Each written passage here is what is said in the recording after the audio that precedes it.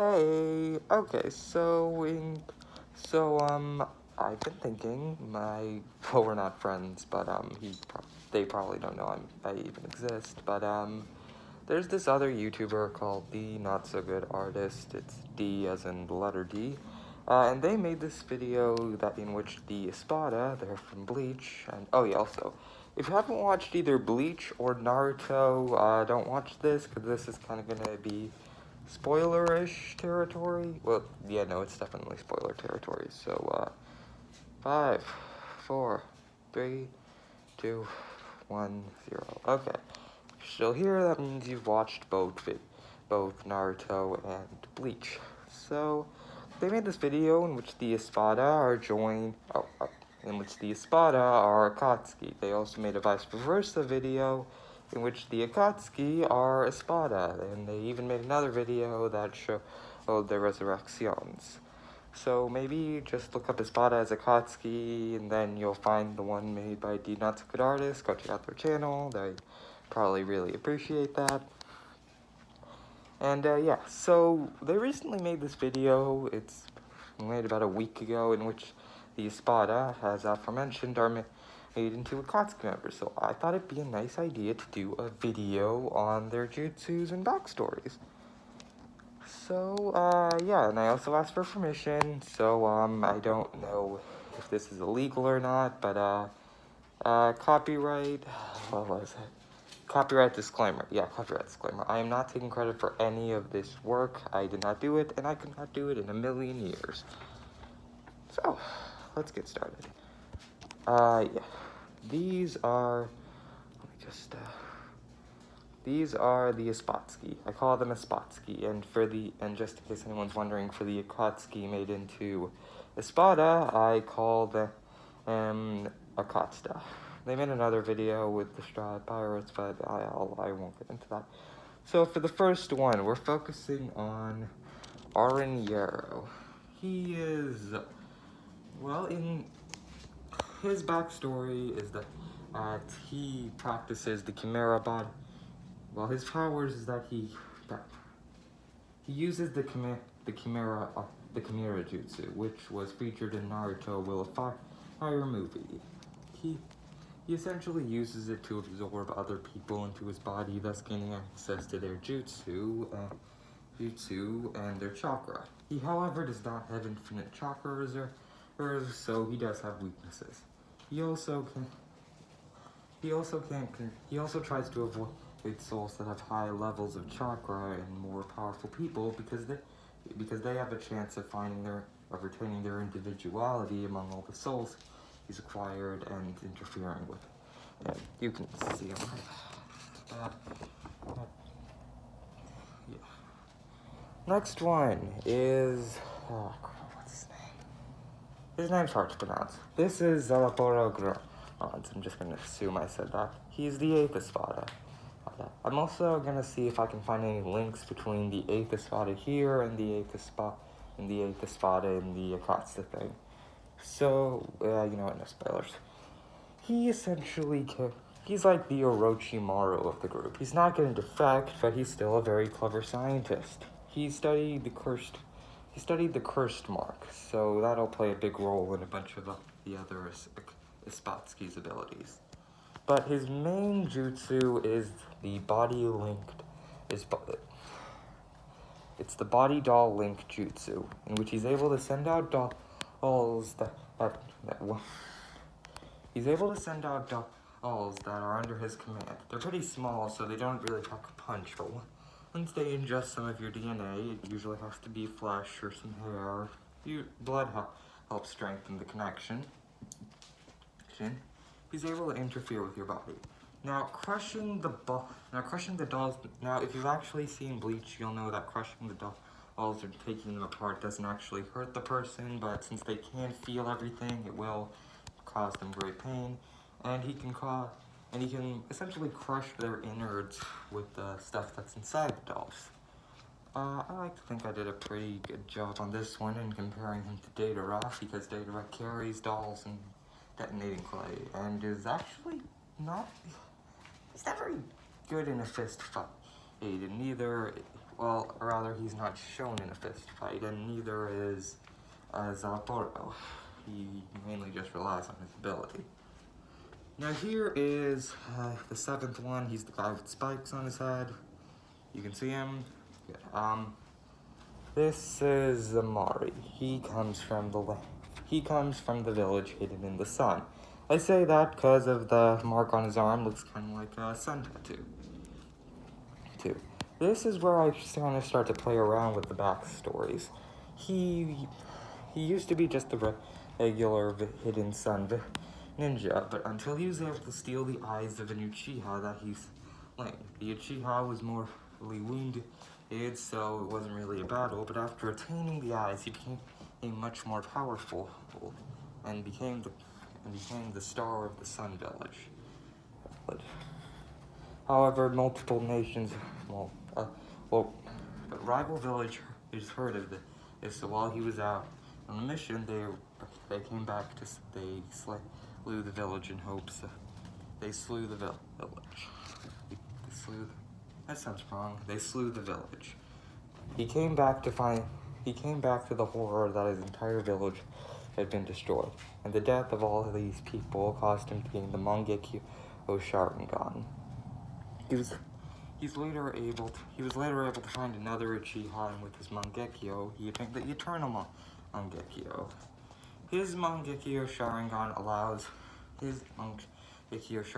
special ability is the Amor, in which he's able to plant a mark on someone, and then he's able to control that specific body part. If he lands one on the head, he's then able to control that person's body, whether they're conscious or not. This used to be limited to just his 2 eyes, which, is still pretty hard to beat, until he joined the Espatsuki. With the power of Zalporo's cursed mark, he's able to gain a form in which he has eyes covering his body, which, is pretty similar to his... Yeah, just think more like his Resurrection, but has more maneuverability. Next one is the form, Grimjaw. It's Grimjaw. What can I say about Grimjaw? He is essentially the Kiba of the group. Not in that he's... whatever, he uses beast mimicry jutsu to mimic a panther. This isn't all that dangerous within itself, but with his savage fighting style and already maniac way of thinking, he's quite the nefarious and hard to beat opponent. But he has greatly enhanced speed more than anything, so this is what puts him above the previous 3. I should also mention that all of the Espatsuki have the ability to condense Nero into their palms and then oh my god, I get tongue twisted, sorry. To condense chakra into their palms and then fire it off. This is supposed to make up for the Nero abilities they had. He's also able to use Rasengan. I figured since that Grimjaw and Ukiura, Grimjaw was one of the people Ichigo fought, I figured it'd be nice to have him use Rasengan to give him more of a reason to give Naruto more of a reason to fight him so that he wouldn't disgrace his father's jutsu, the 4th Hokage's jutsu. Next up is... Noitora. As you can tell from his headband, I hope that I'm doing this right. Yeah, I'm sorry, I can't tell exactly what that is, but from what I'm able to gather, I'm assuming it's part of the... Okay, you know what, before I forget anything else, if you look back at Zalporo, you'll see that he has a hidden leaf headband. This is because he too used to work with Orochimaru, and that's why he's so well informed on the subject of cursed marks. Noitora wanted to be one of the 7 swordsmen of the mist, and well, he knew, and because a woman was one in this universe, a woman became a 7 swordsman of the mist, this greatly enraged him. This caused him to slay that head woman with help from Salaporo, who he would later, well, not completely pay back, but yeah, he would mainly just join the Espatsuki as stronger. He would later join the Espatsuki. After slaying her, he went about perfecting his weapons transformation jutsu, which fuses the weapon with his body and allowing him to grow multiple arms. He's also able to transmute his blood into sights so he constantly has an ample array of them. He can't constantly create sights since, it's made from his blood, but he has heightened endurance, so most people tend not to try and rely on that fact. Next one is Ukiura Uchiha. Yeah, you heard him right. You heard me right. In this universe, Ukiura is the older brother of someone we all know and love, Sasuke Uchiha. Like Itachi, he participated in the war. However, while Itachi, terrified and traumatized by all the violence, became a pacifist, Ukiura suffered a fate that was arguably worse. Well, not arguably worse, because becoming a pacifist isn't a bad fate, but Ukiura wasn't as lucky, I'll just say that. He became unable to understand human emotions because he became unable to understand humans in general because he couldn't comprehend all the violence that had occurred and why anyone would want it. However, he still tried to care for his family, as awkward as it was. He would eventually be used by... after that, everything stayed practically the same between him and Itachi. Well, not between him and Itachi, because Itachi doesn't exist in this universe, but from him to there, the stories are pretty much the same compared to Itachi's. Shusui dies, Ukiura remains emotionless, and then Danzo orders him to kill the village, or Sasuke dies, or kill all the villagers, including Sasuke.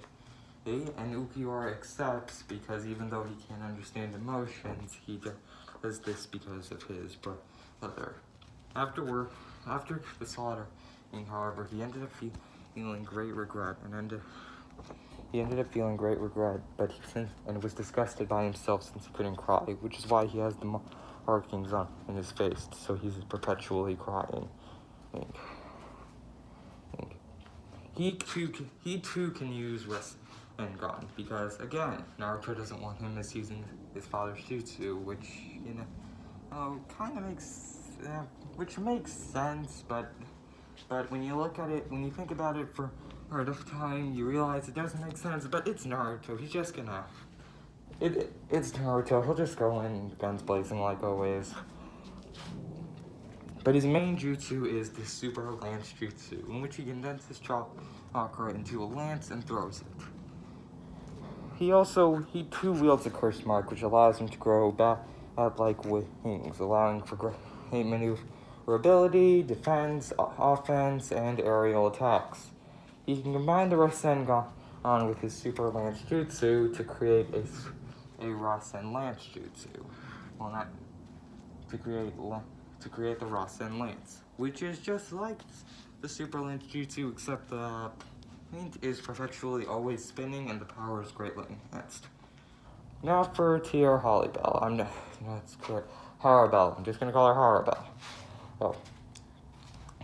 The woman, and she too was one of the 7 swordsmen of the Mist until she defected after becoming disgusted. She would later be replaced by the woman Noitora was destined to slay. Her sword is comparable to that of Kisame's, but however it's not alive. It allows her to turn her chakra into water that's then shot out to Earth. It's then shot out at a high power. What else? And also, by infusing enough chakra into it, it becomes like the great sword she has when... You know that sword she has when she's in her resurrection? It's big, it's giant, it's part of her hand. It essentially becomes that. The water she produces still drains chakra, however, and as does the blade, along with the blade, if it comes in contact with you. This makes her a your opponent. But however, the blade cannot drain chakra from enemies, though. So, from non-living things, it can only drain chakra from living bodies. So, thank God for small favors. Yeah. Next up is Baragon Louisenbaum or something, I don't know.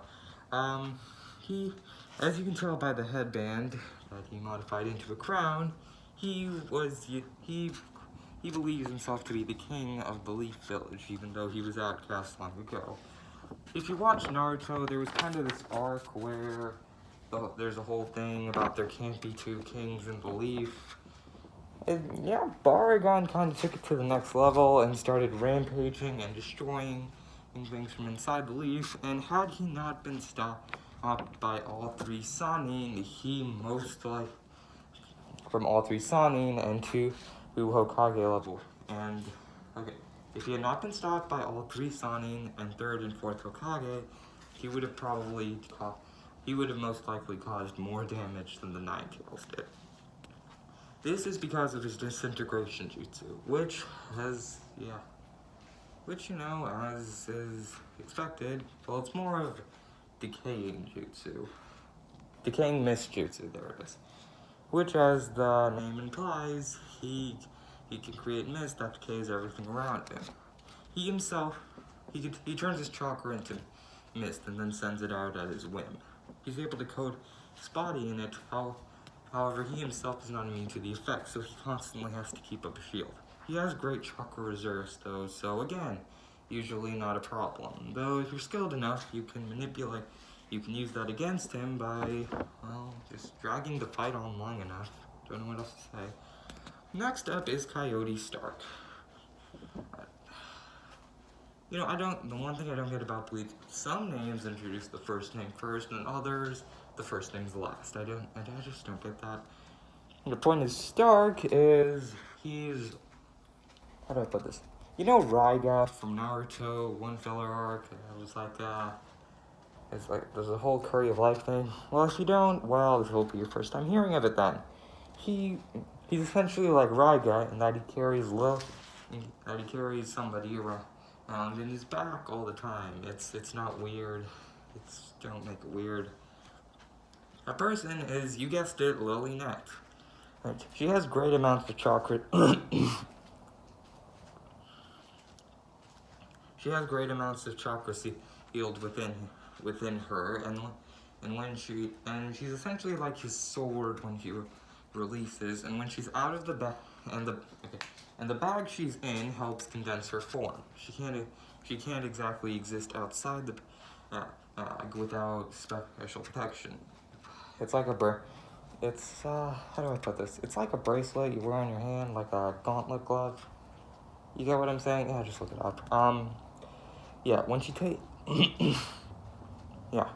Coyote Stark primarily always uses chakra guns, which are like guns, except he can use his chakra as bullets. He can also combine the two guns he has into a machine gun, like not machine gun, railgun. That one thing. It's small, held by two hands, and shoots fire constantly as long as you're holding down the trigger. It's it's essentially that, but with chakra bullets.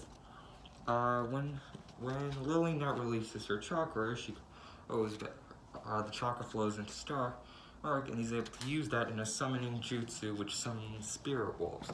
Well, since the chakra inside Lily Nut is in these wolves, Lily Nut's consciousness is in them too.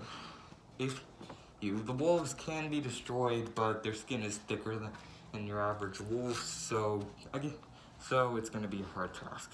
And once they're all destroyed, Stark goes into a rage that the person he considered his kid sister is gone, and all the chakra in the wolves goes into him, and you now have a very powerful and pissed opponent on your hands. Speaking of pissed, let's go to our final one. Yami Ilargo. So, he is constantly gaining chakra. However, he doesn't have infinite chakra at his disposal. It's best to think of it like a bottomless pit, and water is constantly being poured into it.